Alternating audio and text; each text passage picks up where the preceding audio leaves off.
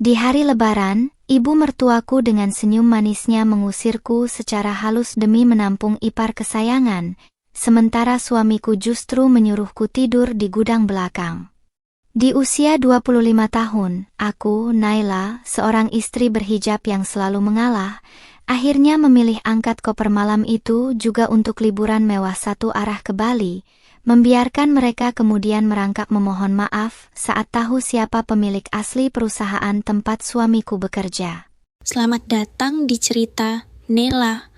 Absen yuk, sahabat dari mana saja nih? Jangan lupa subscribe ya. Bagi yang sudah subscribe, semoga diberi rejeki yang mengalir.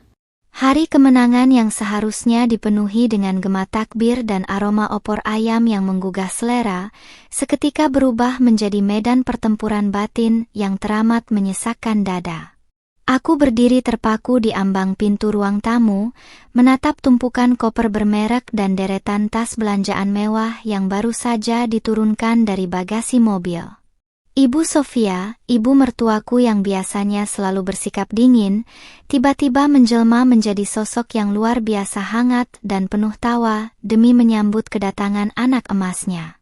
Kania, adik iparku yang baru saja menyelesaikan studinya di luar negeri, melangkah masuk dengan gaya angkuh seolah-olah dia adalah pemilik sah dari seluruh isi rumah ini. Di usiaku yang baru menginjak 25 tahun, aku sudah cukup kenyang menelan kepahitan di rumah ini, namun atmosfer Lebaran kali ini terasa jauh lebih mencekam daripada biasanya. Dengan senyuman manis yang tampak begitu dipaksakan di wajah matangnya yang dihiasi riasan tebal, Ibu Sofia menoleh ke arahku sembari melambaikan tangan yang dipenuhi perhiasan emas berkilau. "Naila, sayang, kebetulan kamu di sini," ucapnya dengan nada suara yang sengaja dilembutkan di depan kerabat lain, namun terselip intonasi perintah yang tak terbantahkan. Beliau menjelaskan bahwa kamar tamu utama yang biasa ditempati oleh keluarga jauh, kini harus dikosongkan total, karena Kania membutuhkan ruang yang luas untuk semua barang bawaan mahalnya. Hatiku mulai berdesir was-was, merasakan ada gelagat tidak baik dari cara matanya yang tajam menatap penampilanku dari ujung kepala hingga ujung kaki. Aku yang saat itu mengenakan gamis slim fit modern yang memperlihatkan siluet tubuh proporsional namun tetap tertutup hijab segi 4, hanya bisa terdiam menanti kalimat selanjutnya. Tanpa rasa bersalah sedikit pun, Ibu Sofia melanjutkan kalimatnya dengan runtut dan begitu tenang seolah-olah apa yang dikatakannya adalah hal yang paling wajar di dunia. Beliau memintaku untuk memindahkan seluruh barang pribadi dan pakaianku dari kamar tidurku sendiri ke gudang belakang yang berada di dekat area cuci. Alasan yang dilontarkannya terdengar sangat klise dan manipulatif, yaitu agar Kania bisa beristirahat dengan sangat nyaman di kamar utama kami yang memiliki fasilitas pendingin ruangan terbaik. "Ini kan demi kenyamanan adik iparmu yang baru pulang jauh. Kamu sebagai kakak ipar harusnya bisa lebih mengalah dan berbesar hati di hari yang suci ini," tambahnya lagi dengan senyuman yang semakin menyipit. Mendengar permintaan yang merendahkan harga diriku tersebut, aku langsung menoleh ke arah Rendra, suamiku, yang berdiri tidak jauh di samping ibunya. Aku berharap ada secercah pembelaan atau setidaknya tatapan mata yang menunjukkan rasa bersalah dari pria yang telah berjanji untuk menjagaku di hadapan wali nikahku dulu. Namun, yang kudapatkan hanyalah kekecewaan mendalam karena Rendra justru membuang muka, menghindari tatapan langsung dariku yang sedang menuntut keadilan. Pria berusia 28 tahun itu tampak begitu lemah. Berdiri agak membungkuk di dekat ibunya seolah-olah dia tidak memiliki tulang punggung untuk berdiri tegak sebagai seorang kepala keluarga. Sikap diamnya yang pengecut itu menjadi jawaban paling menyakitkan yang meremukkan seluruh harapan yang tersisa di dalam dadaku.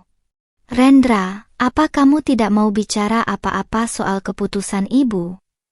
tanyaku dengan suara yang bergetar menahan luapan emosi yang sudah membubung tinggi di dada. Rendra akhirnya menatapku dengan ekspresi wajah yang tampak sangat bingung, serba salah, dan dipenuhi kecemasan karena tidak berani membantah sepatah kata pun ucapan ibunya. Bukannya membelaku, dia justru melangkah mendekat lalu berbisik pelan, memintaku untuk menuruti saja semua kemauan ibunya demi menjaga kedamaian keluarga di hari Lebaran ini.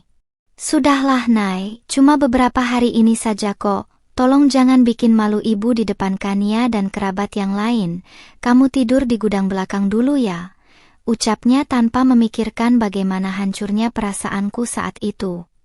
Kania yang sejak tadi duduk santai di sofa mewah sembari memainkan ponsel pintarnya, tiba-tiba mendongak dan melemparkan tatapan mata yang sangat meremehkan ke arahku. Dengan senyum sinis yang tersungging di bibirnya, dia berkomentar bahwa ruangan gudang belakang sebenarnya sudah lebih dari cukup dan sangat cocok untuk orang sepertiku. Baginya, penampilanku yang bersahaja sebagai istri berhijab tidak lebih dari sekadar pelengkap di rumah ini yang tidak memiliki hak suara sama sekali. Penghinaan yang dilemparkan secara halus oleh ibu mertuaku dan didukung penuh oleh suamiku sendiri, kini disempurnakan oleh cemoohan dari adik ipar yang sama sekali tidak tahu cara menghormati orang lain. Rasa sakit yang menjalar di sekujur tubuhku perlahan-lahan berubah menjadi sebuah rasa dingin yang membekukan seluruh rasa hormat dan cintaku pada keluarga ini. Aku menatap mereka bertiga satu persatu. Ibu Sofia yang tersenyum kemenangan, Kania yang kembali sibuk dengan dunianya yang sombong, dan Rendra yang tertunduk lesu seperti seorang pecundang. Di hari yang suci ini, saat semua orang saling memaafkan dan berkumpul dalam kehangatan, aku justru disingkirkan layaknya sebuah barang bekas yang mengotori pemandangan rumah mewah mereka. Tidak akan ada air mata yang tumpah malam ini, karena air mataku sudah terlalu mahal jika hanya dihabiskan untuk menangisi kepatuhan yang berujung pada penindasan ini. Tanpa mengucapkan sepatah kata pun untuk mendebat mereka lebih lanjut, aku langsung membalikkan badan dan melangkah mantap menuju kamar tidurku untuk mulai mengemas barang-barang. Di dalam kamar, aku menatap pantulan diriku di cermin. Seorang wanita muda yang mandiri, berparas cantik dan manis, yang selama ini dengan bodohnya memilih menyembunyikan kekuasaannya demi menjaga ego seorang suami. Aku sengaja memilih pakaian terbaikku, sebuah atasan blus yang pas di badan serta celana kulot yang elegan, memperlihatkan sosokku yang anggun dan berkelas. Sembari memasukkan beberapa potong pakaian dan dokumen-dokumen penting ke dalam koper, sebuah rencana besar yang sangat rapi mulai tersusun dengan jelas di dalam kepalaku. Malam pun tiba, membawa keheningan yang mencekam di area gudang belakang yang pengap, berdebu, dan hanya diterangi oleh sebola lampu pijar yang temaram. Aku duduk di tepi ranjang kayu yang keras, menatap koper besarku yang sudah terkunci rapat, sementara sayup-sayup suara tawa bahagia keluarga Rendra masih terdengar dari ruang tengah. Mereka mengira aku sedang menangis meratapi nasib di dalam ruangan gelap ini, tanpa pernah tahu bahwa aku sedang memesan sebuah tiket pesawat satu arah menuju Bali. Melalui ponselku, aku tidak hanya memesan tiket penerbangan kelas bisnis, tetapi juga memesan sebuah villa mewah di tepi pantai yang akan menjadi tempat pelarianku sekaligus awal dari kehancuran mereka. Sebelum melangkah keluar meninggalkan rumah terkutuk ini secara diam-diam di tengah malam yang sunyi, aku sempat tersenyum dingin memikirkan rahasia besar yang selama ini kusembunyikan rapat-rapat. Mereka semua, terutama Ibu Sofia yang sangat gila hormat dan harta, tidak pernah tahu bahwa perusahaan tempat Rendra bekerja keras mencari nafkah adalah milikku. Aku memegang kendali penuh atas nasib finansial suamiku dan masa depan kemewahan yang selalu dipamerkan oleh keluarga besar yang angkuh ini. Sembari menarik tuas koperku dengan mantap melewati pintu belakang, aku berjanji pada diriku sendiri bahwa aku tidak akan pernah kembali lagi ke rumah ini dan membiarkan mereka merangkak memohon ampunan ketika kebenaran itu akhirnya terungkap. Deru taksir di luar pagar rumah perlahan menjauh, membawa raga ini membelah keheningan malam kota yang mulai beranjak larut pasca hari pertama Lebaran. Duduk di kursi belakang taksi online, aku menyandarkan kepala pada kaca jendela yang dingin, menatap gemerlap lampu jalanan yang tampak mengabur akibat sisa kepenatan yang menggantung di pelupuk mata. Di dalam keheningan kabin mobil, hanya terdengar suara musik instrumen pelan dari radio sopir, sangat kontras dengan gemuruh amarah dan tekad yang kini membakar habis seluruh sisa rasa sabarku. Ponsel di genggamanku terus bergetar tanpa henti, menampilkan nama Rendra di layarnya, namun aku memilih untuk mengabaikannya dan membalikkan ponsel itu dengan kasar di atas pangkuan. Pria berusia 28 tahun itu pasti baru menyadari bahwa aku tidak lagi berada di dalam gudang belakang yang pengap setelah mereka puas berpesta pora di ruang tengah. Bayangan bagaimana pengecutnya Rendra yang memintaku mengalah demi ibu dan adiknya tadi sore kembali melintas, memicu rasa muak yang teramat sangat di dalam dadaku. Aku sengaja mematikan fitur nada dering, membiarkan layar ponsel itu menyala berulang kali di kegelapan, seperti sebuah usaha sia-sia dari seorang pria yang tidak pernah tahu cara menghargai istrinya sendiri. Keputusanku sudah bulat malam ini, dan tidak ada satupun kata maaf atau bujukan klise darinya yang bisa membalikkan arah laju taksi yang sedang membawaku menuju pelarian ini. Sembari memandangi jalanan, jemariku bergerak lincah di atas layar sentuh ponsel untuk membuka aplikasi maskapai penerbangan kelas bisnis yang biasa kugunakan untuk urusan korporat. Tanpa ragu sedikit pun, aku langsung memilih rute penerbangan paling pagi menuju Bandara Internasional I Gusti Ngurah Rai, Bali, dengan opsi tiket satu arah one way. Saldo di rekening pribadi yang selama ini sengaja kupisahkan dari jangkauan Rendra berkurang dalam sekejap, namun rasanya begitu melegakan seolah aku baru saja membeli sebuah kebebasan yang tak ternilai harganya. Biarlah keluarga Rendra menikmati sisa hari raya mereka di atas penderitaan yang mereka kira berhasil mereka jatuhkan ke pundakku yang berusia 25 tahun ini. Selesai mengamankan tiket pesawat, fokusku beralih pada pencarian akomodasi terbaik yang bisa memberikan ketenangan total tanpa ada gangguan dari siapapun. Pilihan jatuh pada sebuah resor bintang 5 bernuansa privat di kawasan Uluwatu yang terkenal dengan pemandangan tebing dan Samudra Hindia yang luar biasa memukau. Aku memesan sebuah cliffside pool villa mewah dengan fasilitas kolam renang pribadi yang langsung menghadap ke arah matahari terbit, sebuah tempat yang sangat cocok untuk menyembuhkan luka batin sekaligus menyusun strategi besar berikutnya. Aku tidak akan lagi menjadi Naila yang hemat, bersahaja, dan selalu menahan diri demi membantu perekonomian suami yang ternyata tidak tahu diuntung itu. Taksi akhirnya berhenti tepat di depan lobi terminal keberangkatan bandara yang tampak masih cukup ramai oleh para pelancong yang memanfaatkan momen libur panjang.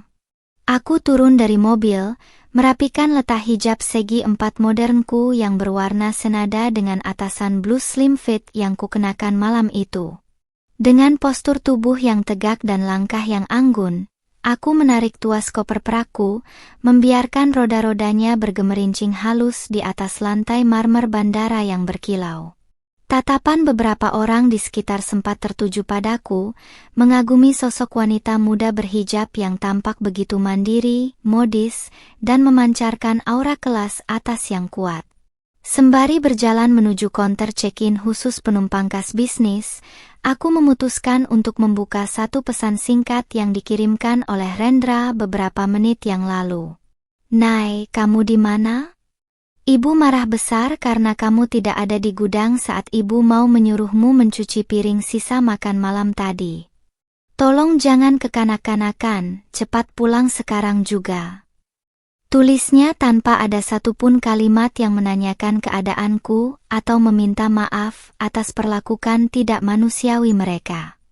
Aku hanya tersenyum sinis membaca pesan yang penuh dengan nada perintah bernada egois tersebut, merasa heran mengapa dulu aku bisa jatuh cinta pada pria senaif dan sebodoh ini.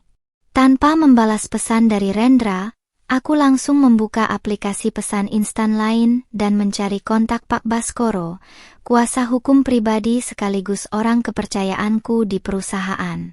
Aku mengetikkan sebuah pesan singkat namun padat yang berisi instruksi tegas untuk segera membekukan seluruh dana operasional tambahan dan fasilitas mobil dinas yang selama ini dinikmati oleh Rendra. Pak Baskoro, tolong siapkan juga seluruh berkas laporan audit keuangan cabang yang dipegang oleh Rendra. Saya ingin memeriksa setiap sen yang keluar masuk selama 6 bulan terakhir. Perintahku dalam pesan tersebut. Balasan dari Pak Baskoro datang dalam hitungan detik, menyatakan kesiapannya untuk melaksanakan semua titahku tepat di hari pertama jam kerja setelah libur lebaran usai. Langkah kaki membawaku menuju lounge eksklusif bandara untuk menunggu waktu masuk ke dalam pesawat yang dijadwalkan terbang 2 jam lagi. Di dalam ruangan yang nyaman dan tenang itu, aku memesan secangkir teh chamomile hangat untuk menenangkan saraf-saraf tubuhku yang sempat menegang sepanjang sore tadi. Sembari memandangi pesawat-pesawat besar yang terparkir di landasan pacu melalui dinding kaca yang besar, aku merasakan sebuah kekuatan baru yang selama ini terkubur dalam-dalam kembali bangkit. Mereka mengira telah berhasil mengusir seorang istri miskin yang tidak punya tempat mengadu, tanpa pernah menyadari bahwa mereka baru saja melepaskan seekor singa yang memegang kendali atas rantai makanan mereka. Ibu Sofia dan Kania pasti sedang tersenyum puas di dalam kamar tidur utamaku yang nyaman, mengira bahwa mereka telah berhasil memenangkan pertempuran kecil ini dengan menjatuhkan mentalku. Mereka tidak pernah tahu bahwa kenyamanan yang mereka nikmati saat ini dibiayai oleh keuntungan perusahaan yang saham mayoritasnya mutlak berada di bawah namaku sendiri. Aku sengaja membiarkan Rendra menduduki posisi manajer strategis agar dia bisa berkembang. Namun dia justru memanfaatkan posisinya untuk menyenangkan ibu dan adiknya yang gila hormat itu dengan uangku. Sungguh sebuah ironi yang luar biasa menggelitik, melihat bagaimana orang-orang sombong itu merendahkan sosok yang sebenarnya memberi mereka makan setiap hari. Ketika panggilan untuk naik ke dalam pesawat akhirnya bergema di seluruh sudut ruangan lounge, aku berdiri dengan keanggunan penuh dan menyandang tas desainerku di bahu. Aku berjalan melewati Garbarata dengan perasaan yang sangat ringan, seolah-olah seluruh beban penderitaan yang kupikul selama hidup bersama Rendra telah menguap ke udara. Begitu menduduki kursi kelas bisnis yang luas dan nyaman, aku mematikan ponselku sepenuhnya, memutuskan hubungan dengan masa lalu yang penuh dengan toksik. Pesawat mulai bergerak perlahan menuju landasan pacu, siap membawaku terbang tinggi menuju Bali, meninggalkan kepalsuan lebaran di rumah mertua demi menyambut babak baru kehidupanku yang tak akan pernah sama lagi. Pancaran sinar matahari pagi yang hangat menyambut kedatanganku begitu roda-roda pesawat mendarat dengan sempurna di landasan pacu Bandara Ngurah Rai, Bali. Aku melangkah keluar dari pintu pesawat dengan napas yang terasa jauh lebih lega, menghirup aroma udara laut yang khas dan menyegarkan yang langsung menyapu sisa-sisa kepenatan dari kota asal. Di usiaku yang masih 25 tahun ini, aku menyadari bahwa hidupku terlalu berharga untuk dihabiskan dengan meratapi nasib di dalam sebuah gudang berdebu yang pengap. Sembari berjalan menyusuri koridor bandara yang megah, aku membetulkan posisi hijab modernku dan merapikan blus slim fit yang dengan pas membingkai lekuk tubuh proporsional milikku dengan begitu anggun.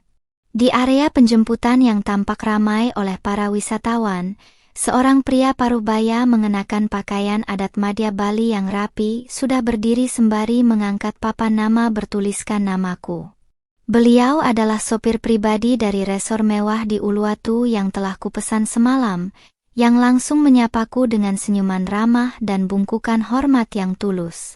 Rasa dihormati dan dihargai seperti ini adalah sesuatu yang sangat mahal dan hampir tidak pernah kudapatkan selama berada di bawah atap rumah Ibu Sofia.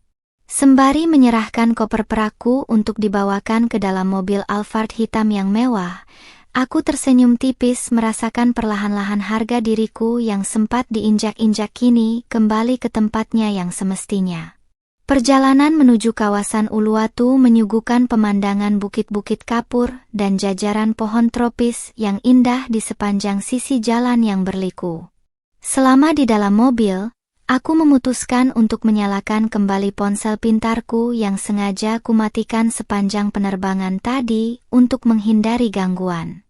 Begitu jaringan seluler terhubung, ratusan notifikasi panggilan tak terjawab dan puluhan pesan singkat dari Rendra langsung membanjiri layar, hingga membuat ponselku sempat bergetar tanpa henti.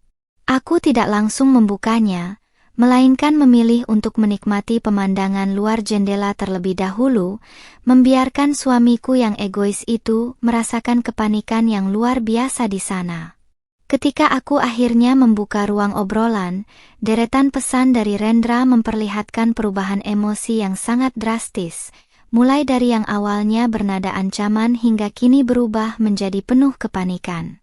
"Naila, kamu di mana?" Ibu syok berat karena mobil dinas Fortuner yang biasa kupakai tiba-tiba ditarik oleh orang kantor tadi pagi-pagi sekali. Tulis Rendra dalam salah satu pesannya yang dikirim 1 jam lalu. Dia juga menambahkan bahwa asisten pribadi di kantor cabang mengabarkan kalau seluruh tunjangan operasional bulanannya telah dibekukan atas perintah langsung dari pusat. Aku hanya bisa terkekeh geli membaca pesan-pesan tersebut, menyadari betapa rapuhnya kemewahan yang selama ini mereka banggakan jika tanpa topangan dana dariku. Tidak berhenti di situ, Rendra kembali mengirimkan pesan beruntun yang menanyakan mengapa aku tega melakukan hal ini di hari kedua Lebaran yang seharusnya penuh kedamaian. "Kenapa kamu tega sekali mempersulit suamimu sendiri, Nay?" Ibu sampai menangis karena rencana kami untuk membawakannya jalan-jalan keliling kota dengan mobil itu jadi batal total. Lanjutnya lagi dengan nada menyalahkan. Tampaknya, pria berusia 28 tahun itu masih belum menyadari atau mungkin terlalu bodoh untuk memahami siapa sebenarnya sosok istri yang selama ini dia remehkan. Dia mengira semua fasilitas mewah yang dinikmatinya selama ini adalah murni karena kehebatan prestasinya sendiri sebagai seorang manajer.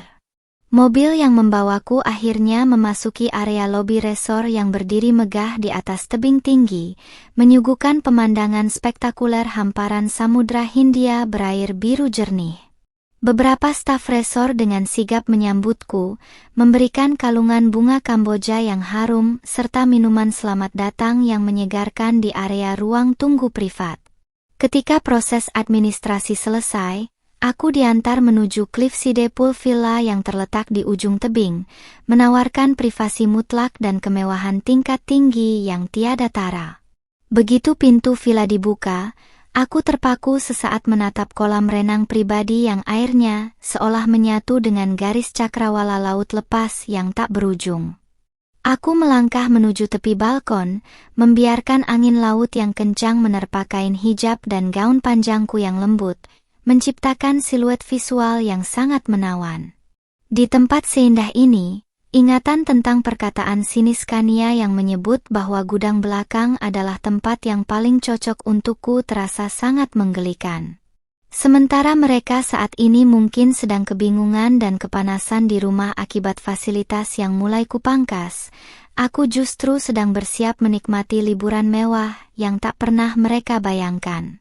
Aku mengambil ponselku, lalu mengambil beberapa foto diri dengan latar belakang pemandangan samudra luas yang sangat indah dan memukau.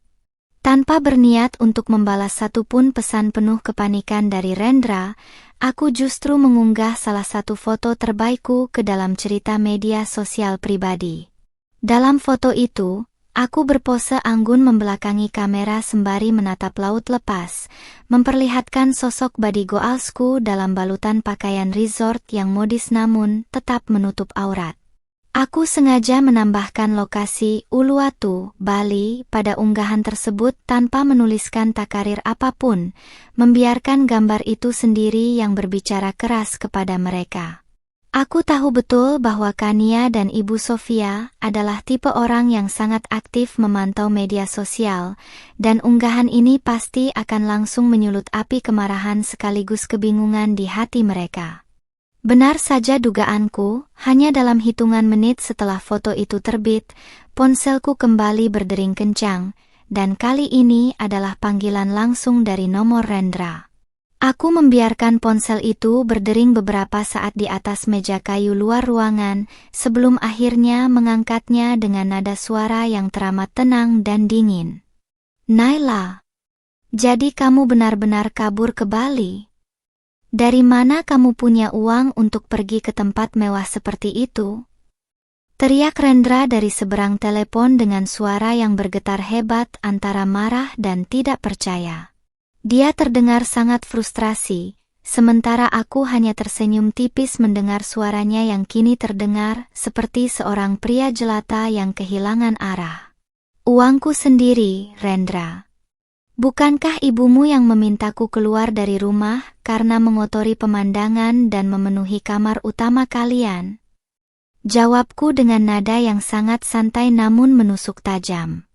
Sebelum Rendra sempat mengeluarkan kalimat makian atau bujukan lainnya, aku langsung menambahkan, "Nikmati saja sisa liburan lebaranmu bersama ibu dan adik kesayanganmu di rumah itu, karena ini baru awal dari kejutan yang sebenarnya."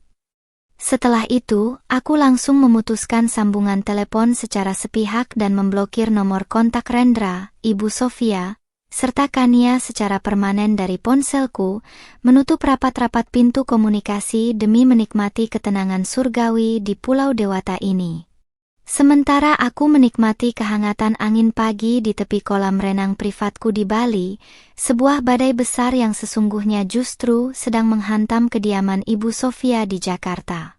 Pemblokiran nomor yang kulakukan semalam ternyata sukses membuat Rendra kelimpungan, kehilangan satu-satunya akses untuk memohon atau meluapkan kemarahannya kepadaku. Berdasarkan laporan berkala dari asisten pribadiku yang memantau situasi di sana, rumah mewah itu kini tidak lagi dipenuhi tawarnya, melainkan jerit histeris dari sang ibu mertua. Mereka baru saja menyadari bahwa penarikan mobil dinas dan pembekuan fasilitas kartu kredit tak beragun milik Rendra bukanlah kesalahan sistem perbankan biasa, melainkan sebuah tindakan yang disengaja. Di usia yang masih 25 tahun ini, aku tahu betul bagaimana cara mengunci pergerakan musuh tanpa perlu mengotori tanganku dengan perdebatan yang tidak bermutu. Ibu Sofia yang biasanya tampil glamor dengan kaftan sutra dan perhiasan emas yang mencolok, kabarnya sampai tidak nafsu makan karena syok berat menerima kenyataan pahit ini.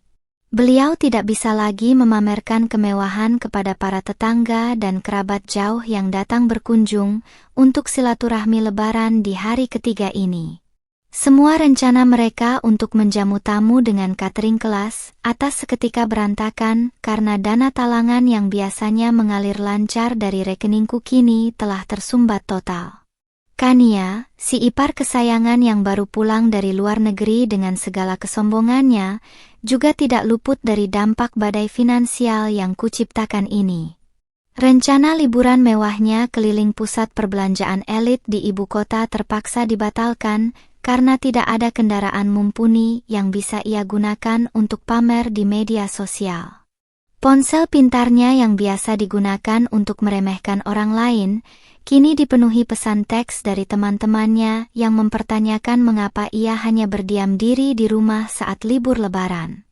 Ego tingginya terluka parah ketika menyadari bahwa kakak laki-lakinya yang ia agung-agungkan sebagai manajer sukses ternyata tidak memiliki kuasa apapun tanpa dompet istrinya. Rendra sendiri dikabarkan mondar-mandir di ruang tamu seperti orang linglung, mencoba menghubungi rekan-rekan kantornya dari jajaran direksi untuk meminta penjelasan logis atas apa yang terjadi. Namun, tidak ada satupun dari mereka yang merespons panggilannya dengan serius, karena perintah pembekuan itu datang langsung dari pemegang saham pengendali tertinggi perusahaan. Pria berusia 28 tahun itu mulai menyadari bahwa ada sesuatu yang salah dengan posisi tawar yang ia miliki selama ini di dalam rumah tangga kami. Ketakutan terbesar dalam hidupnya mulai membayangi, yaitu kehilangan pekerjaan nyaman yang selama ini menjadi modal utamanya untuk menyabet gelar anak berbakti di mata ibunya. Sembari membaca laporan-laporan menarik itu melalui tablet yang kuletakkan di atas meja anyaman luar ruangan, aku menyesap jus jeruk segar dengan perasaan yang sangat puas. Aku sengaja mengenakan gaun resort berpotongan slim fit berwarna pastel yang memperlihatkan siluet tubuhku yang body goals, dipadukan dengan hijab modern sewarna yang tertata sangat rapi. Penampilanku saat ini adalah sebuah simbol perlawanan nyata terhadap perlakuan tidak adil yang mereka berikan kepadaku di hari raya pertama lalu. Di tempat seindah Uluwatu ini, aku melupakan seluruh rasa sakit hati dan menggantinya dengan senyuman kemenangan yang teramat dingin. Melalui email resmi perusahaan yang masuk ke akun pribadiku, aku melihat Pak Baskoro sudah mengirimkan berkas audit awal yang sempat kuminta pada bab sebelumnya. Lembar demi lembar laporan keuangan cabang memperlihatkan adanya sejumlah aliran dana mencurigakan yang dikeluarkan oleh Rendra tanpa persetujuan Dewan Direksi Pusat. Tampaknya, suamiku yang tidak tahu diuntung itu telah berani menyalahgunakan wewenangnya demi membiayai gaya hidup mewah Ibu Sofia dan membelikan barang-barang branded untuk Kania. Ini adalah sebuah kesalahan fatal yang tidak hanya bisa membuatnya dipecat secara tidak hormat, tetapi juga bisa menjebloskannya ke dalam jeruji besi. Pak Baskoro, simpan semua bukti manipulasi anggaran ini dengan baik. Jangan biarkan ada satu dokumen pun yang tercecer, ketikku membalas pesan email dari sang kuasa hukum. Aku ingin memastikan bahwa ketika saatnya tiba nanti, aku memiliki senjata yang cukup kuat untuk menghancurkan kesombongan keluarga mertuaku hingga ke akar-akarnya. Aku tidak akan mengajukan gugatan cerai terlebih dahulu sebelum membuat mereka semua merasakan bagaimana rasanya hidup dalam kemiskinan dan kehinaan yang nyata. Biarlah mereka menikmati sisa libur lebaran ini dengan perasaan cemas yang terus menggerogoti pikiran mereka setiap detik. Dari kejauhan, aku bisa mendengar suara deburan ombak Samudra Hindia yang menghantam dinding tebing dengan begitu perkasa, seolah ikut mendukung langkah berani yang sedang kuambil saat ini. Sifatku yang selama ini selalu diam, mengalah, dan bersahaja di depan mereka ternyata disalahartikan sebagai sebuah kelemahan yang bisa mereka eksploitasi sesuka hati. Mereka lupa bahwa seorang wanita yang mampu mendirikan dan membesarkan sebuah perusahaan besar di usia muda bukanlah sosok yang bisa ditindas dengan mudah. Pengusiran halus yang mereka lakukan di hari Lebaran justru menjadi berkah tersembunyi yang membebaskanku dari belenggu kepura-puraan selama ini. Sore harinya, aku memutuskan untuk berjalan-jalan di sepanjang garis pantai privat yang berada di bawah area resort untuk menikmati pemandangan matahari terbenam. Beberapa pasang mata wisatawan asing sempat menoleh ke arahku, mengagumi keanggunan seorang wanita berhijab modern yang berjalan dengan penuh percaya diri dan aura kelas atas yang memikat. Aku sengaja mengambil beberapa video pendek yang memperlihatkan keindahan alam Bali, lalu mengunggahnya kembali ke media sosial tanpa memedulikan badai komentar yang masuk. Aku membiarkan dunia tahu bahwa Naila yang dulu mereka injak-injak kini sedang merayakan kebebasannya di atas penderitaan tersembunyi mereka. Ketika malam kembali menjemput, aku duduk di sofa empuk ruang tengah villa sembari menatap langit bertabur bintang melalui atap kaca yang megah. Pikiranku melayang membayangkan bagaimana Rendra saat ini mungkin sedang berlutut di depan ibunya, meminta maaf karena tidak bisa mempertahankan fasilitas mewah mereka. Mereka masih mengira bahwa aku hanyalah seorang istri yang sedang merajuk dan akan segera pulang jika kehabisan uang di pulau seberang ini. Mereka sama sekali tidak pernah tahu bahwa koper perak yang kubawa semalam adalah tanda bahwa aku telah memilih untuk pergi jauh, dan tidak akan pernah kembali lagi ke neraka yang mereka ciptakan. Memasuki hari keempat Lebaran, ketenangan yang kubangun di Pulau Dewata ini terusik oleh sebuah pesan masuk dari nomor baru yang tidak kukenal. Ketika kubuka, ternyata itu adalah pesan dari Rendra yang meminjam ponsel salah satu sepupunya demi bisa menembus dinding blokir yang sengaja kubuat. Nada pesannya kini tidak lagi dipenuhi keangkuhan seorang suami, melainkan untayan kalimat panik yang memohon agar aku segera mengangkat telepon darinya.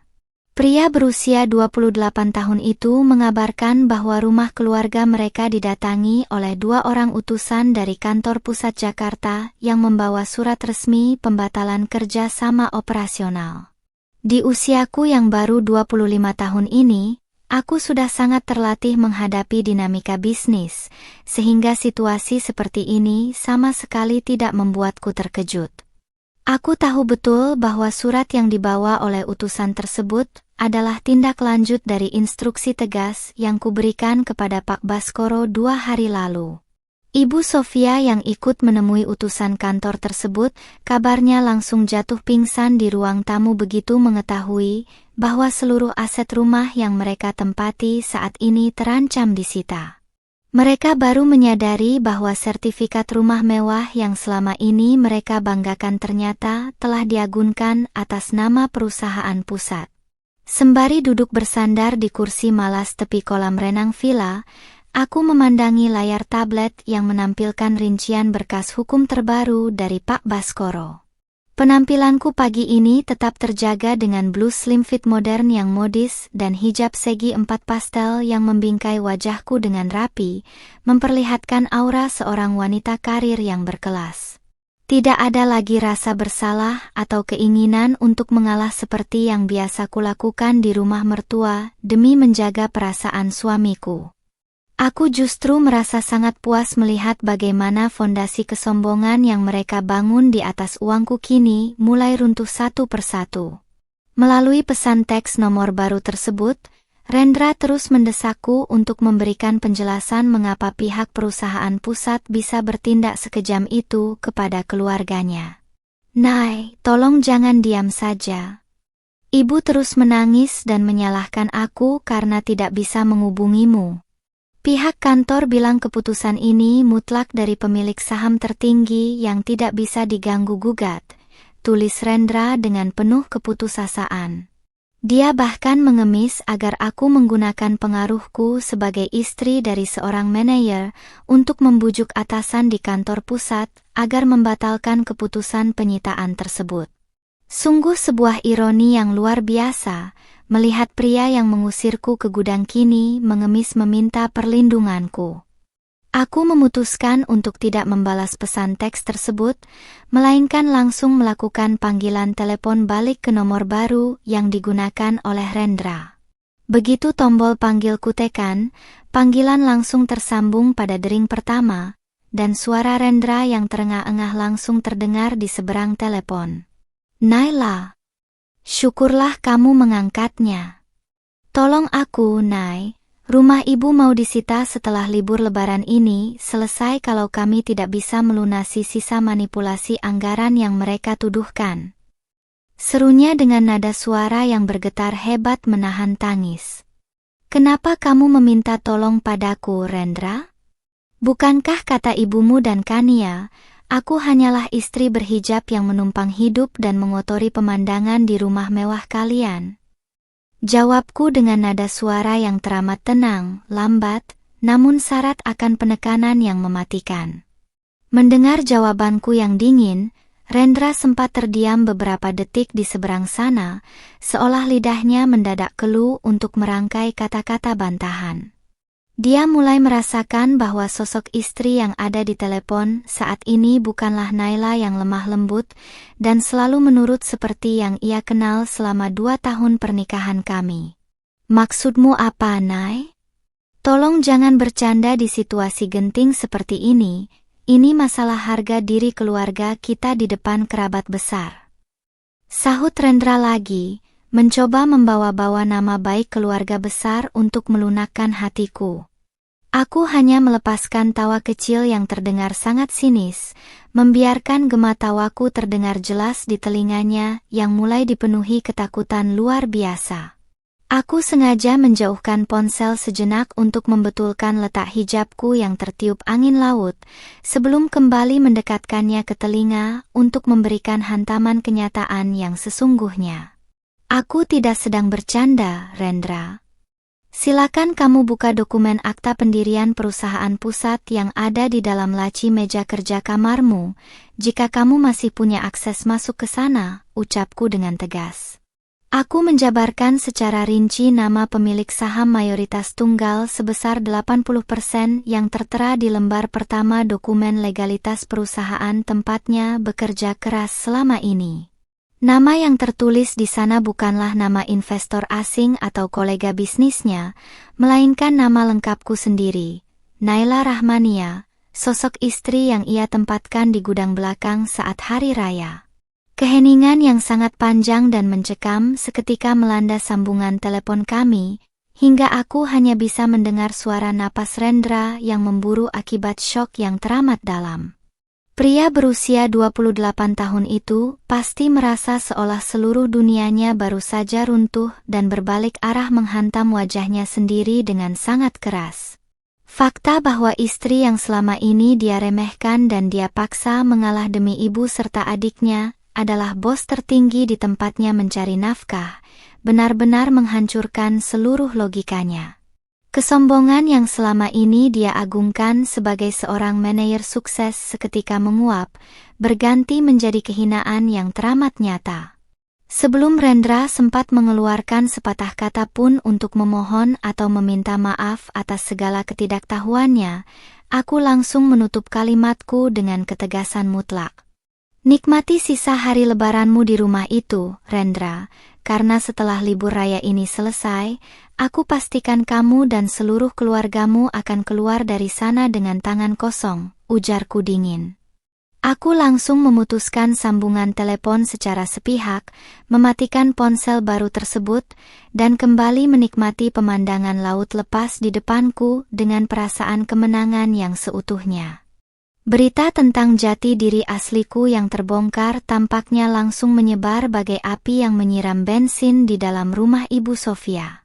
Tidak butuh waktu lama bagi mereka untuk menyadari bahwa seluruh kemewahan yang mereka pamerkan selama ini berdiri di atas fondasi yang kukendalikan sepenuhnya. Dari laporan panik yang terus dikirimkan oleh staf kepercayaanku, Rendra dikabarkan langsung terduduk lemas di lantai ruang tamu setelah panggilan telepon kami terputus. Wajahnya yang biasa tampak rapi kini pucat pasi, menyadari bahwa ia telah melakukan kesalahan terbesar dalam hidupnya dengan membuang berlian demi segenggam kerikil. Ibu Sofia yang baru saja siuman dari pingsannya langsung histeris begitu Rendra menceritakan dengan jujur siapa sebenarnya bos tertinggi di perusahaan pusat. Wanita paruh baya yang gila hormat itu tidak bisa mempercayai pendengarannya sendiri bahwa menantu berhijab yang selalu dia usir secara halus adalah pemilik sah dari harta yang mereka nikmati. Cemoohan dan perintah seenak jidat yang dia lontarkan di hari pertama lebaran kini berbalik menjadi momok mengerikan yang siap mencabut seluruh kenyamanan hidupnya. Segala kesombongannya runtuh seketika, digantikan oleh ketakutan luar biasa akan bayang-bayang kemiskinan yang sudah dipelupuk mata. Sementara itu, Kania yang berada di kamar sebelah langsung keluar dengan wajah yang tidak kalah panik setelah mendengar keributan di ruang tengah. Adik iparku yang sombong itu kehilangan seluruh kata-kata angkuhnya begitu tahu bahwa liburan mewah dan barang-barang branded miliknya selama ini dibiayai oleh uang orang yang dia sebut hanya pelengkap. Penyesalan mendalam mulai merayapi hatinya, mengingat kembali bagaimana tatapan matanya yang meremehkan saat menyuruhku tidur di gudang belakang yang kotor. Di usia mudanya yang biasa dimanja, ia kini harus menghadapi kenyataan pahit bahwa masa depan glamornya bisa hancur dalam sekejap mata karena kebodohannya sendiri. Mereka bertiga kini benar-benar terjebak dalam badai kepanikan yang luar biasa di tengah suasana lebaran yang seharusnya penuh sukacita. Rendra berulang kali mencoba menggunakan berbagai nomor telepon kerabat dan tetangga untuk menghubungiku, namun semua usahanya berujung sia-sia karena aku telah mengantisipasi segalanya. Pria berusia 28 tahun itu mulai menyadari betapa bodohnya dia yang lebih memilih membela ego ibunya daripada melindungi kehormatan istrinya sendiri. Ketakutan akan kehilangan jabatan, tuntutan hukum atas manipulasi anggaran, dan kehilangan sosok istri yang sesungguhnya sangat mencintainya, kini menyiksa batinnya setiap detik. Di Bali, aku menghabiskan waktu sore dengan berjalan-jalan di sekitar area Taman Tropis Resort yang berbatasan langsung dengan pemandangan tebing curam Uluwatu. Aku mengenakan atasan blue slim fit modern berwarna lilac yang dipadukan dengan hijab voal senada, memperlihatkan sosok badi goalsku yang anggun dan berkelas dalam balutan pakaian santun. Angin sore yang berembus kencang memainkan ujung hijabku, menciptakan kedamaian yang teramat kontras dengan kekacauan yang sedang terjadi di Jakarta. Bagiku, air mata mereka di sana sama sekali tidak bisa menghapus penghinaan yang telah mereka torehkan di hatiku yang berusia 25 tahun ini. Sembari menikmati pemandangan matahari yang perlahan tenggelam di cakrawala, aku membuka pesan video yang dikirimkan oleh salah satu sepupu Rendra melalui media sosial. Dalam video pendek yang dikirimkan secara sembunyi-sembunyi itu, terlihat Rendra sedang berlutut di depan foto pernikahan kami yang terpajang di ruang tamu mereka. Pria itu tampak menangis terseduh-seduh sembari memegangi kepalanya, sementara Ibu Sofia duduk di sofa dengan tatapan kosong seperti orang yang kehilangan jiwanya. Bukannya merasa iba, aku justru merasa bahwa pemandangan itu adalah sebuah keadilan nyata yang memang sudah sepatutnya mereka terima sejak lama. Naila, tolong maafkan kami. Kami benar-benar tidak tahu kalau kamu adalah pemilik perusahaan.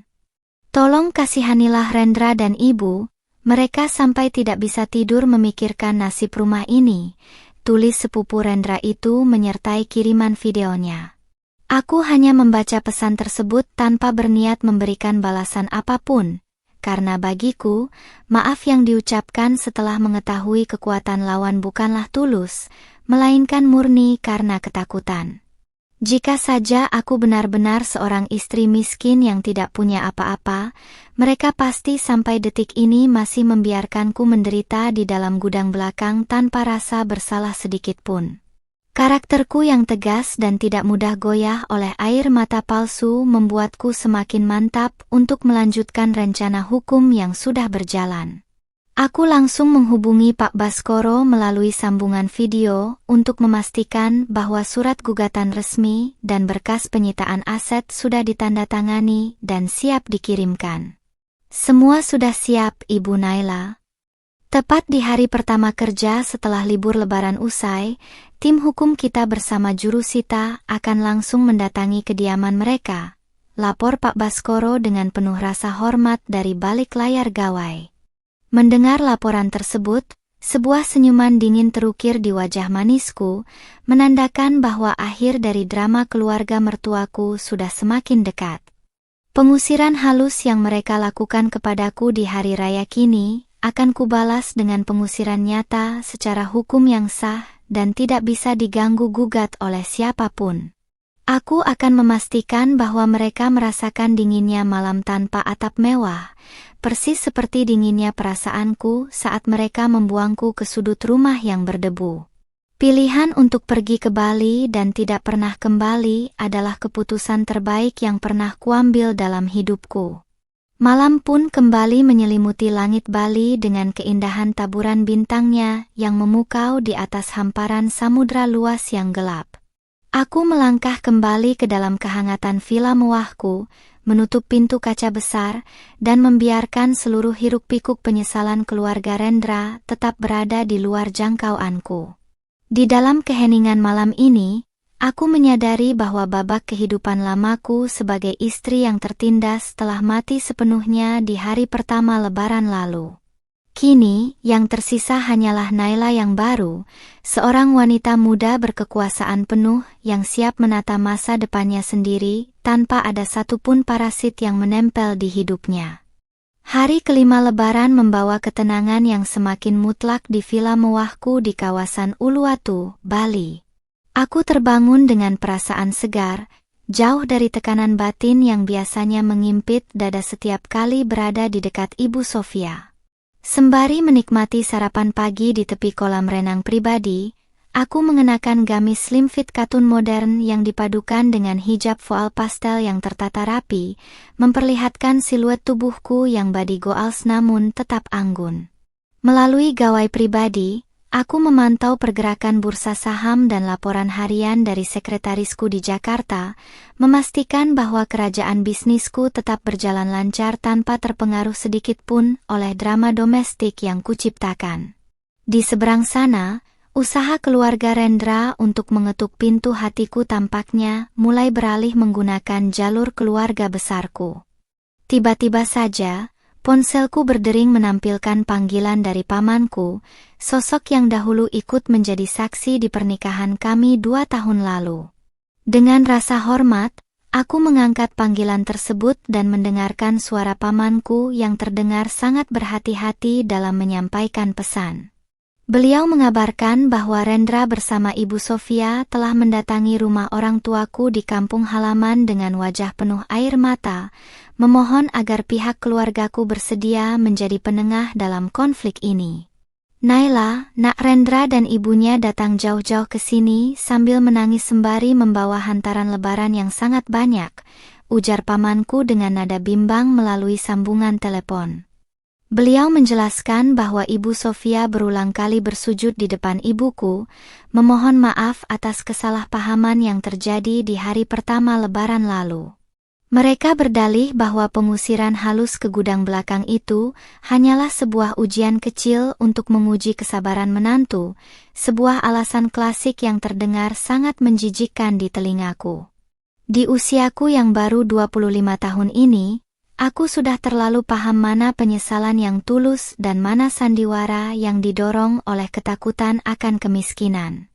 Aku menarik napas dalam-dalam, lalu menjawab penuturan pamanku dengan nada suara yang teramat tenang namun syarat akan ketegasan yang tidak bisa diganggu-gugat. Paman, tolong katakan pada mereka untuk tidak usah membuang-buang air mata di rumah ibu. Rasa hormatku sebagai seorang istri sudah habis ketika mereka menempatkanku di gudang berdebu demi memanjakan Kania, ucapku tegas. Aku juga meminta paman untuk mengembalikan seluruh hantaran mewah yang mereka bawa, karena barang-barang itu dibeli menggunakan sisa limit kartu kredit operasional yang belum sempat diblokir oleh sistem hukum perusahaanku. Mendengar jawabanku yang begitu dingin dan tanpa celah kompromi, pamanku hanya bisa menghela napas panjang seolah memahami bahwa keputusan keponakannya ini sudah bulat. Beliau berjanji akan menyampaikan pesan tersebut dan meminta keluarga Rendra untuk segera meninggalkan kediaman orang tuaku agar tidak menimbulkan gunjingan di antara tetangga sekitar. Begitu panggilan terputus, aku langsung mengirimkan pesan singkat kepada tim keamanan rumah orang tuaku di kampung untuk memperketat penjagaan dan tidak mengizinkan siapapun dari keluarga mertua mendekat lagi. Tidak lama setelah itu, asisten hukum Pak Baskoro mengirimkan sebuah rekaman video CCTV yang terpasang di area depan kantor pusat Jakarta melalui pesan instan.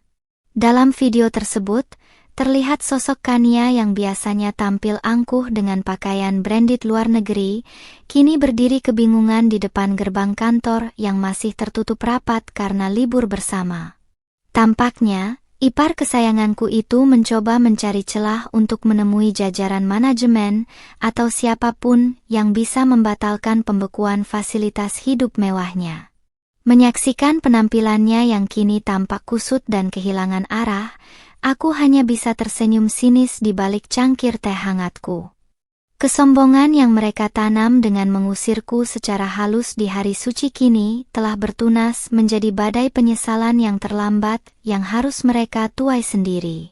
Mereka baru menyadari bahwa tanpa tanda tangan dan persetujuanku sebagai pemilik saham mayoritas tunggal, Rendra hanyalah seorang pekerja biasa yang bisa digantikan kapan saja. Semua impian Ibu Sofia untuk menjadikan Kania sebagai sosialita baru yang terpandang di ibu kota kini hancur lebur sebelum sempat terwujud. Mereka yang dahulu memandangku sebagai sosok bersahaja tanpa kuasa, kini harus merasakan bagaimana rasanya menjadi pemohon yang diabaikan. Aku melangkah menuju tepi tebing villa, membiarkan angin laut Samudra Hindia yang kencang menerpa kain gaun dan hijab segi empatku yang lembut, menciptakan pemandangan yang sangat memukau.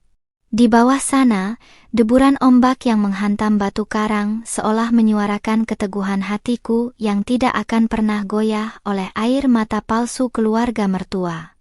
Keputusanku untuk memilih liburan mewah ke Bali dan tidak pernah kembali lagi ke rumah terkutuk itu adalah langkah terbaik untuk menyelamatkan harga diriku. Aku tidak akan membiarkan sisa masa mudaku dihabiskan dengan menjadi tameng bagi ego pria pengecut seperti Rendra.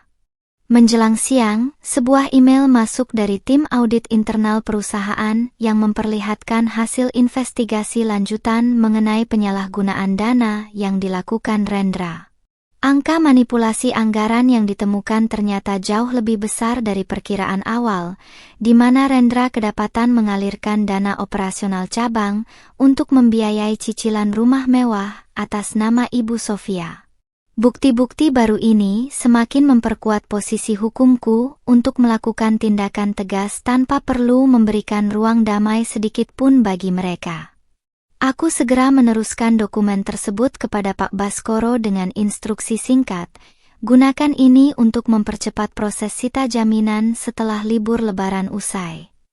Ketika malam kembali menjemput Pulau Bali dengan keindahan langitnya yang bertabur bintang, aku duduk di sofa ruang tengah sembari menatap tenangnya air kolam renang yang memantulkan cahaya lampu. Pintu komunikasi telah kututup rapat, dan kesempatan untuk berdamai telah kuhancurkan bersama hilangnya rasa hormatku pada hari pertama lebaran lalu. Biarlah Rendra, Ibu Sofia, dan Kania menghabiskan sisa malam-malam liburan mereka dengan kecemasan yang membakar dada, menunggu ketukan palu keadilan yang siap menjatuhkan mereka ke dasar kemiskinan. Di dalam villa mewah ini, aku merayakan kemenangan senyapku, menyambut babak baru kehidupan yang sepenuhnya berada di bawah kendaliku sendiri. Hari terakhir libur bersama Lebaran akhirnya tiba, menandakan bahwa masa penangguhan penderitaan bagi keluarga Rendra telah resmi berakhir. Di dalam kamar utama villa mewahku di Uluwatu, aku berdiri di depan cermin besar untuk merapikan penampilanku sebelum bertolak kembali ke Jakarta untuk urusan bisnis yang sesungguhnya. Pagi ini aku memilih mengenakan atasan blus slim fit modern berwarna biru dongker yang dipadukan dengan celana kulot putih dan hijab voile pastel yang membingkai wajah manisku dengan sempurna.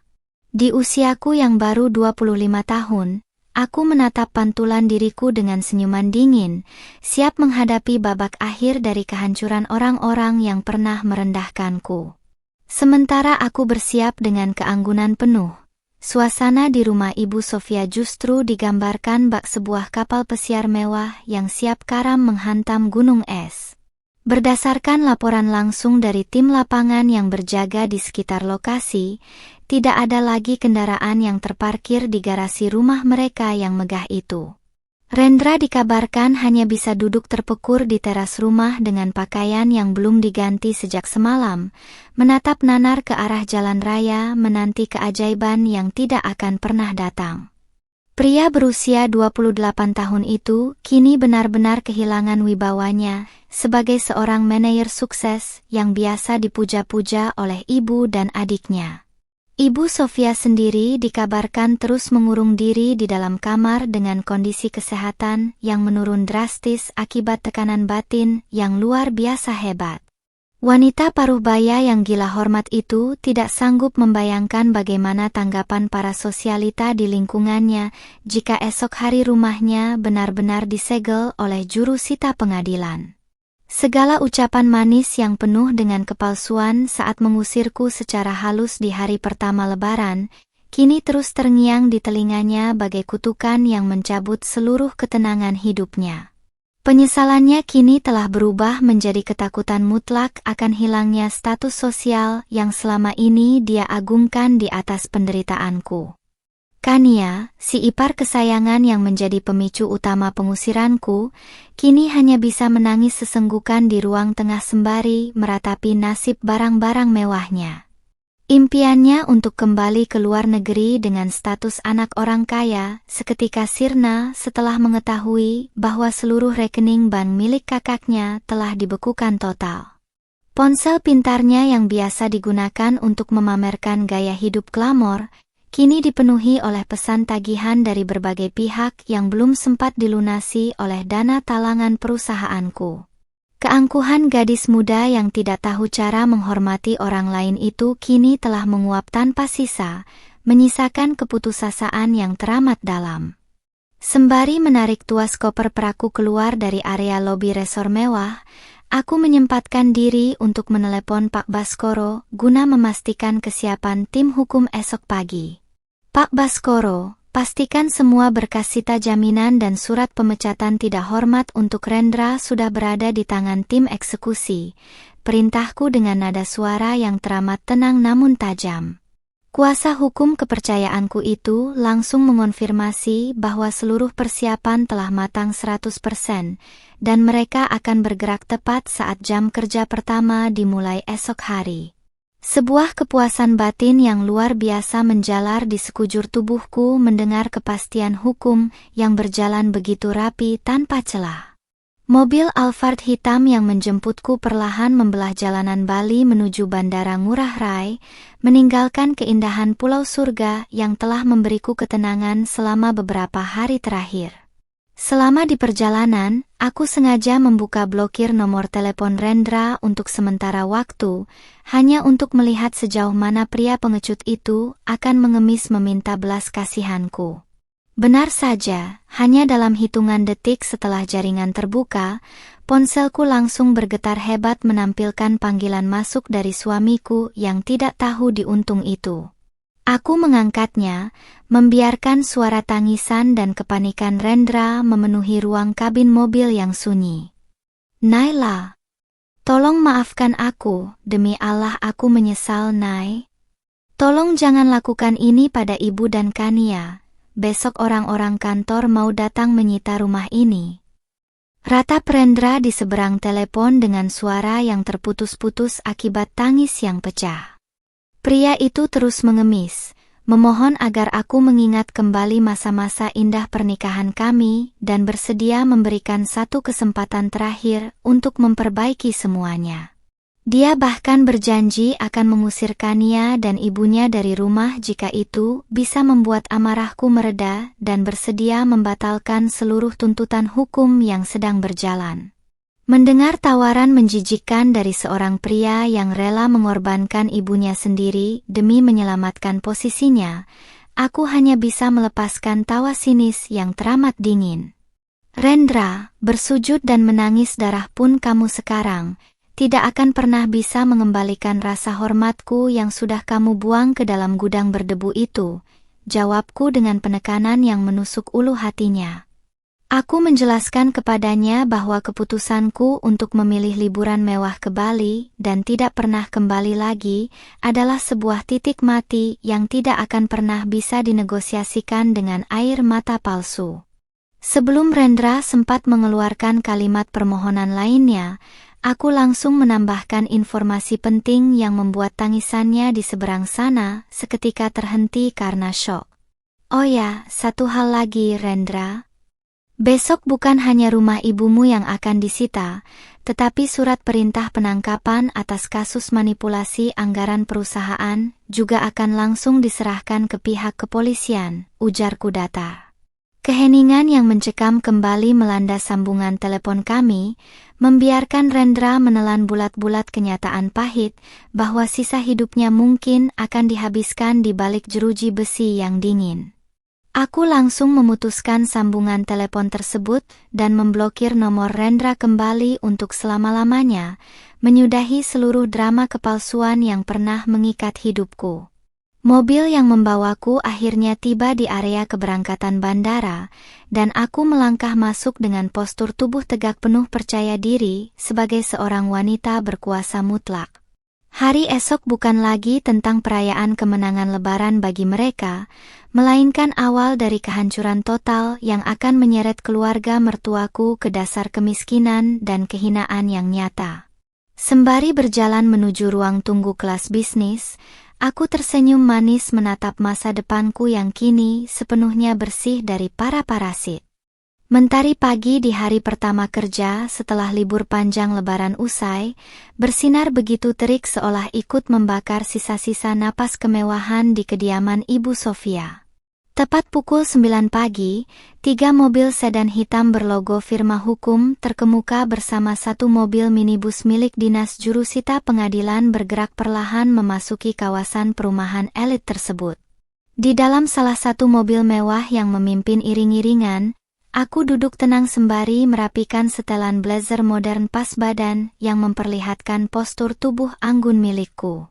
Di usiaku yang baru 25 tahun, aku melangkah turun dengan kacamata hitam dan hijab modern yang tertata sangat rapi, memancarkan aura kekuasaan mutlak seorang jajaran petinggi korporasi. Kedatangan rombongan besar ini seketika memecah keheningan di depan rumah besar milik keluarga Rendra yang tampak begitu sepi dan tidak terawat selama beberapa hari terakhir. Rendra yang mendengar deru suara mesin mobil dari dalam rumah, bergegas membuka pintu depan dengan raut wajah yang sangat kusut, berantakan, dan dipenuhi kecemasan luar biasa. Pria berusia 28 tahun itu langsung terpaku di ambang pintu, menatap tak percaya ke arahku yang berdiri tegak di barisan paling depan bersama Pak Baskoro. Penampilanku yang berkelas dan berwibawa pagi ini, seolah menjadi hantaman visual yang meruntuhkan sisa-sisa keberanian yang ia miliki sebagai seorang suami. Tanpa menunggu waktu lama, Pak Baskoro langsung melangkah maju sembari membuka map kulit tebal berisi tumpukan dokumen legalitas berkekuatan hukum tetap yang sah. Beliau membacakan surat perintah sita jaminan atas aset bangunan rumah beserta seluruh isinya, akibat adanya temuan tindak pidana manipulasi anggaran yang dilakukan oleh Rendra. Saudara Rendra, berdasarkan keputusan Dewan Direksi dan pemilik saham mayoritas tunggal perusahaan pusat, hari ini seluruh fasilitas Anda resmi dicabut dan rumah ini berada di bawah pengawasan hukum, tegas Pak Baskoro dengan suara yang menggema kuat di halaman rumah. Mendengar pembacaan surat eksekusi yang begitu lugas tersebut, Ibu Sofia yang baru saja melangkah keluar dengan tubuh lemas langsung berteriak histeris menjeritkan namaku. Wanita paruh baya gila hormat itu berlari mendekat, lalu dengan sisa tenaganya mencoba bersujud di depan sepatuku sembari menangis tersedu-sedu memohon belas kasihan. Naila, Ibu mohon ampuni kami, Nak. Jangan usir kami dari rumah ini. Ibu harus tinggal di mana kalau rumah ini disita oleh kantormu? Ratapnya dengan air mata kepalsuan yang membasahi lantai teras, sangat kontras dengan senyuman sinisnya saat mengusirku secara halus di hari Lebaran pertama lalu. Aku hanya menatap dingin ke arah tubuh paruh baya yang kini bersujud di bawah kakiku, tanpa ada sedikit pun rasa iba atau keinginan untuk mengulurkan tangan membantu. Bukankah ibu sendiri yang bilang kalau mengalah dan berbesar hati di hari yang suci adalah hal yang mulia? Sekarang giliran ibu yang harus berbesar hati meninggalkan rumah ini, jawabku dengan nada suara yang teramat tenang namun menusuk tajam langsung ke ulu hatinya. Aku mengingatkan beliau bahwa gudang belakang yang pengap yang sempat ia tawarkan kepadaku tempo hari, bahkan jauh lebih baik daripada nasib gelandangan yang siap menyambut mereka di luar sana. Kania yang ikut menyaksikan pemandangan mengerikan tersebut dari balik jendela, langsung berlari keluar dengan wajah yang dipenuhi air mata keputusasaan yang teramat dalam. Adik iparku yang sombong itu kini kehilangan seluruh kata-kata angkuhnya, menatap nanar ke arah petugas jurusita yang mulai menempelkan stiker segel merah di dinding depan rumah mewah mereka. Pakaian branded luar negeri yang ia kenakan saat ini seolah menjelma menjadi kain lusuh yang tidak lagi memiliki nilai kebanggaan di mata orang-orang sekitar yang mulai berkerumun menonton. Impian indahnya untuk kembali menikmati fasilitas mewah di atas penderitaanku kini telah musnah sepenuhnya menjadi abu penyesalan. Di saat yang bersamaan, sebuah mobil patroli kepolisian perlahan memasuki pekarangan rumah, membuat tangisan Rendra dan Ibu Sofia seketika terhenti akibat syok yang jauh lebih besar. 2 orang petugas berseragam lengkap turun dari mobil sembari membawa surat perintah penangkapan resmi atas kasus penggelapan dana operasional cabang yang dipalsukan oleh Rendra. Pria berusia 28 tahun itu langsung lemas, kedua lututnya bergetar hebat hingga ia harus bersandar pada pilar teras agar tidak jatuh tersungkur di atas lantai marmernya yang dingin. Saudara Rendra, Anda resmi kami tahan atas dugaan tindak pidana korupsi internal dan manipulasi anggaran perusahaan berdasarkan laporan resmi dari Dewan Direksi, ucap petugas kepolisian sembari mengeluarkan sepasang borgol besi yang berkilat di bawah terik matahari. Rendra menoleh ke arahku dengan tatapan mata yang penuh permohonan yang teramat sangat, berharap ada mukjizat kecil dariku untuk menarik kembali laporan hukum tersebut. Namun, aku justru membuang muka dengan senyuman dingin, membiarkan kedua tangannya dikunci rapat oleh besi dingin di depan mata ibu dan adiknya yang terus menjerit histeris. Sebelum petugas membawa Rendra masuk ke dalam mobil tahanan, aku melangkah mendekat ke arah suamiku yang kini telah menjelma menjadi seorang tahanan kriminal yang hina. Ini adalah hadiah lebaran terakhir dariku, Rendra. Nikmati saja hari-hari barumu di dalam sel yang sempit, karena itu jauh lebih pantas untuk seorang pengkhianat seperti dirimu, bisikku pelan tepat di hadapan wajahnya yang pucat pasi. Setelah itu, aku memberikan isyarat kepada Pak Baskoro dan tim jurusita untuk segera mengosongkan seluruh barang pribadi milik Ibu Sofia dan Kania dari dalam rumah tanpa ada toleransi waktu sedikit pun.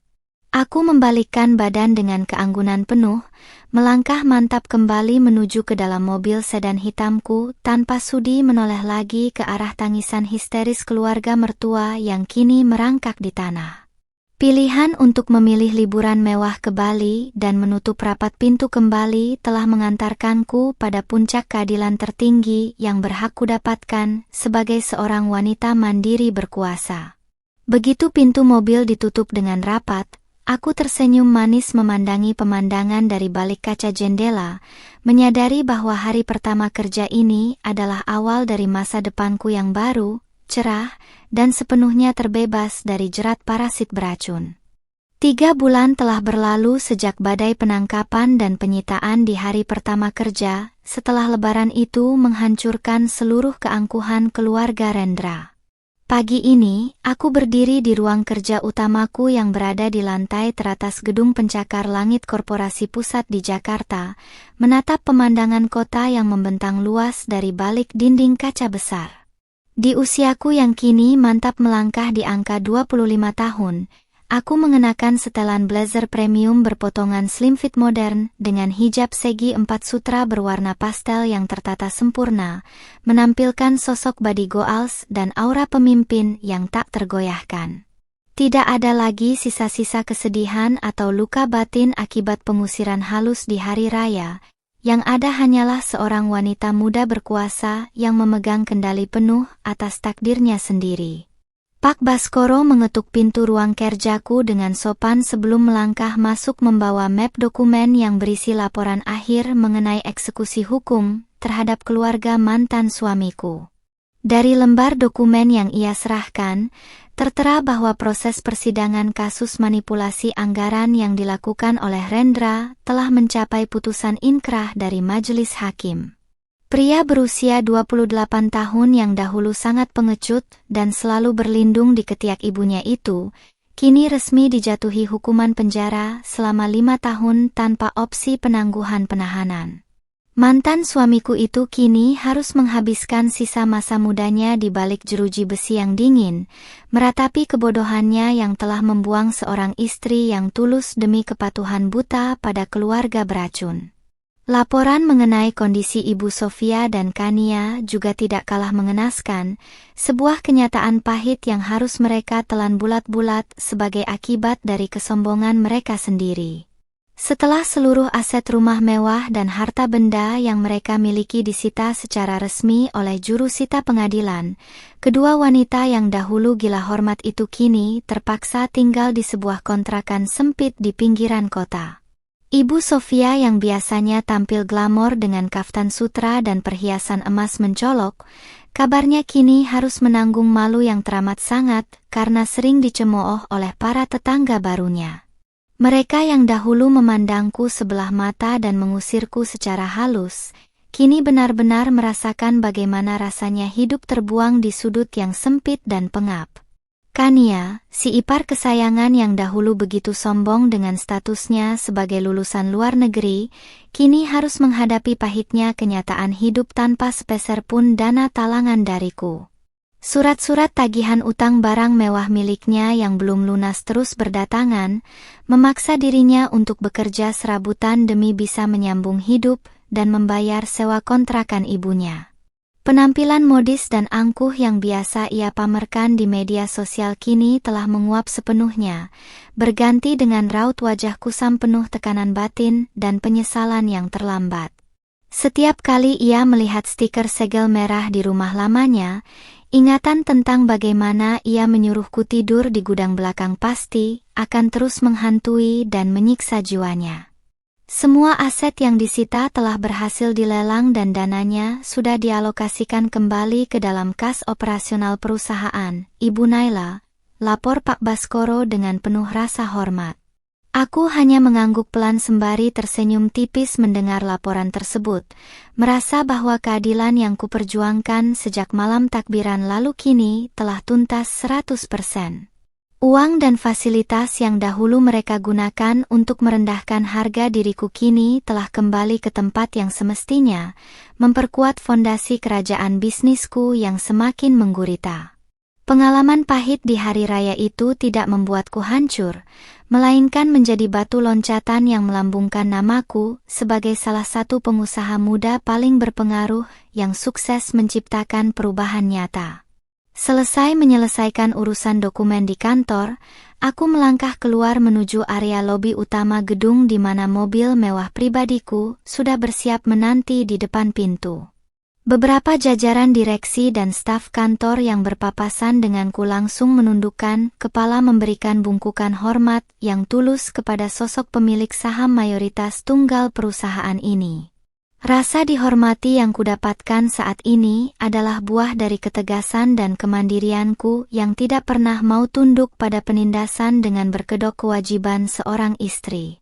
Aku telah membuktikan pada dunia bahwa seorang wanita berhijab yang bersahaja bisa menjelma menjadi sosok penguasa yang sangat ditakuti jika harga dirinya diusik.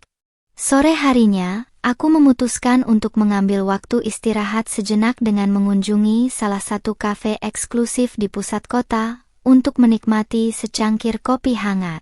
Sembari duduk di area outdoor yang tenang, aku membuka ponsel pintarku dan melihat bahwa video-video pendek liburan mewahku di Bali beberapa waktu lalu kini telah menjadi viral di berbagai platform media sosial.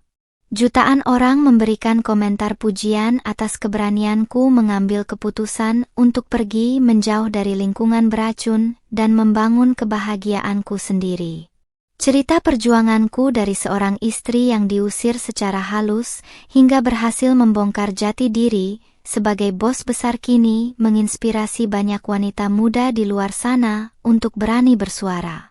Beberapa pesan masuk dari kerabat-kerabat jauh keluarga Rendra yang dahulu ikut meremehkan penampilanku, kini dipenuhi oleh kalimat-kalimat sanjungan yang syarat akan kepalsuan dan keinginan untuk mendekat. Mereka mencoba mengundangku ke berbagai acara keluarga besar dan berpura-pura seolah tidak pernah terjadi konflik apapun di antara kami selama 2 tahun terakhir. Aku hanya membaca pesan-pesan tersebut dengan senyuman dingin sebelum akhirnya menghapus dan memblokir nomor-nomor baru itu tanpa sisa kompromi sedikit pun. Pintu maaf dan kesempatan untuk menjalin silaturahmi telah kuhancurkan bersama hilangnya rasa hormatku di hari pertama Lebaran lalu, dan tidak akan pernah kubuka lagi untuk siapapun yang berhati busuk. Sembari menatap langit senja kota Jakarta yang perlahan berganti warna menjadi kemerahan, aku meraba jemariku yang kini telah terbebas sepenuhnya dari cincin pernikahan yang dahulu mengikatku dalam kepura-puraan. Keputusanku untuk mengemas koper, memesan tiket satu arah ke Bali, dan bersumpah tidak akan pernah kembali lagi ke rumah mertua, adalah pilihan hidup terbaik yang pernah kuambil. Pernikahan yang salah memang bisa menghancurkan mental seseorang, namun keberanian untuk melepaskan diri dan membalas dengan cara yang elegan terbukti mampu mengembalikan kejayaan yang hakiki. Aku tidak memerlukan pengakuan dari seorang pria pengecut atau mertua gila harta untuk merasa berharga di dunia ini. Ketika malam akhirnya menjemput ibu kota dengan gemerlap lampu-lampu gedungnya yang megah, aku berdiri dengan keanggunan penuh dan melangkah mantap menyongsong masa depanku yang baru. Naila yang dahulu selalu diam, mengalah, dan bersahaja di sudut rumah mertua kini telah mati dan terkubur bersama kenangan pahit di dalam gudang belakang itu. Kini, yang ada hanyalah Naila sang ratu di atas singgasananya sendiri, seorang wanita muda berhijab, mandiri, cantik, dan berkuasa mutlak yang siap menuliskan lembar cerita hidupnya yang jauh lebih indah tanpa ada satupun parasit yang berani mendekat lagi.